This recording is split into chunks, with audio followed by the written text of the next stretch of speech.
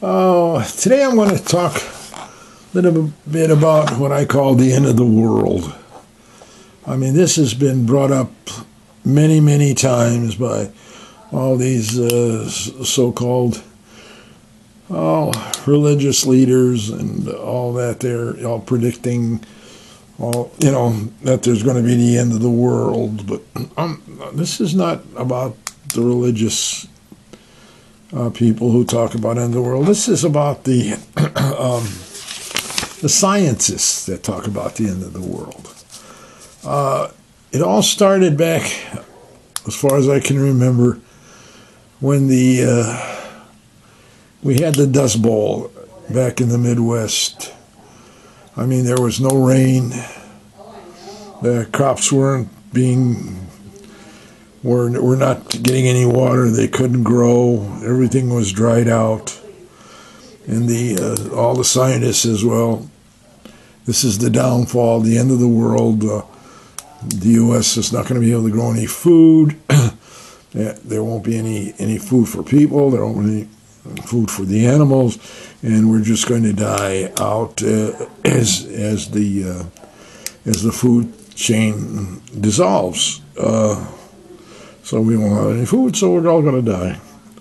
That was the first one I can remember. The second one that came about, I can remember my folks talking about the Ice Age. The Ice Age was coming. I was probably maybe 8, 9, 10 years old. I can't know exactly when. But I remember that everybody was concerned. The scientist says we're now entering an Ice Age. And the Ice Age is going to come, and we're all going to freeze to death, and that's going to be the end of the world. So that was the other one I can remember, the Ice Age. Then when the war came, and all these scientists didn't worry about the end of the world anymore. They thought the end of the world could come if the Germans and Japanese won the war, and that could end the world.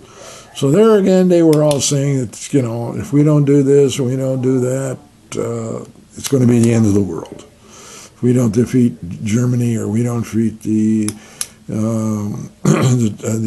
Japanese, it's going to be the end of the world. Well, as you know, it didn't happen, and that was. Then I can remember reading, when I got a little bit older, about the ozone layer.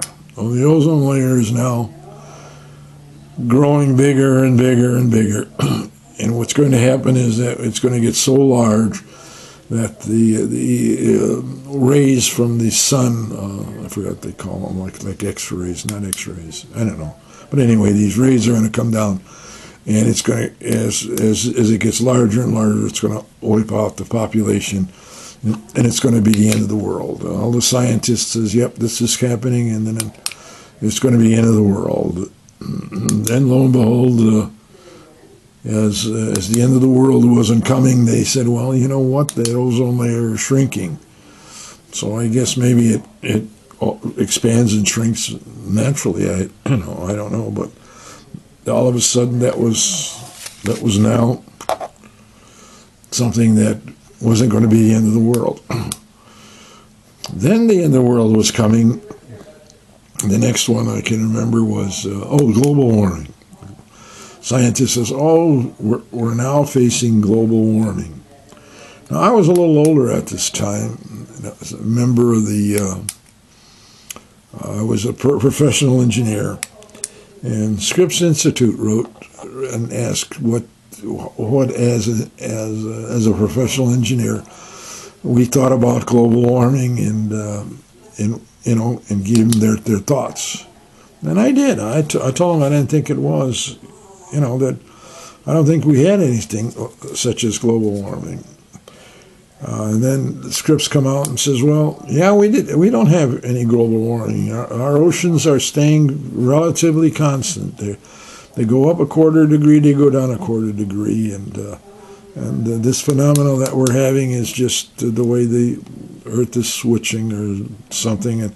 But the temperatures haven't gone anything, so there wasn't any global warming.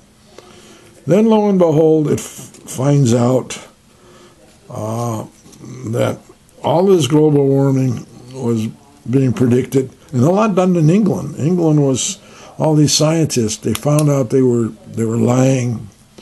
They were fudging their data to get money so they could keep investigating global warming. So when that came out, all of a sudden, bingo, there was no more global warming.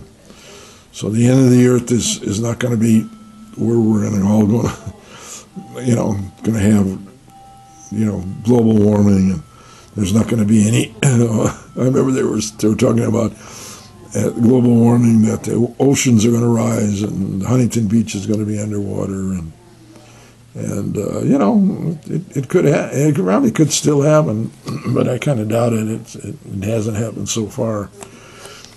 And now they're predicting climate change. Well, I mean, I may be old, but I think climate has always been changing. Our temperature's always been changing. I know, when I lived through, like in Peoria, when we lived in the Midwest, we had some seasons we had no snow, and some seasons we had a lot of snow. The weather just changes. So I think a lot of this is brought about by these scientists who want to collect money off the government. The government is also, and then it's also, there's a lot of liberals in this, and I think a lot of them have to replace a lot of their. They're never happy, so they got to replace something, So it's either this or that, or the end of the world's coming, and really, it's people that aren't too happy in life. But like I say, I'm happy. I was always happy in life, and like I say, I've seen it come and I've seen it go. And in my 81 years here, I've seen a lot of people that are predicting the end of the world, but it's never came. But there again, I'm not God, and one of these days God may pull the plug, and then will be the end of the world. But as of now, I've been through it all, and I think these scientists don't know when it's going to be. I don't think anybody knows when the end of the world's going to be, except God. Okay, well that's it, guys. And it was just something I thought I would throw out and put into my stuff. If you don't want to read about it, it's something. Okay. So have a good life, family. And if I think of anything else, I'll come back on.